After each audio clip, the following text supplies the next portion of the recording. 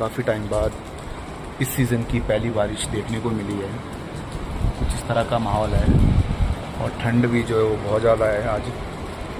और शाम के 12 बजे से जो है वो बारिश कंटिन्यू है, देख सकते हैं आप।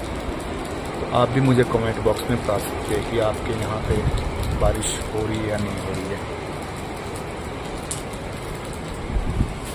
और हमारे तो हवा भी ऐसी चलती है ना गाइस, देख लो, बहुत ज़्यादा हवा चलती है।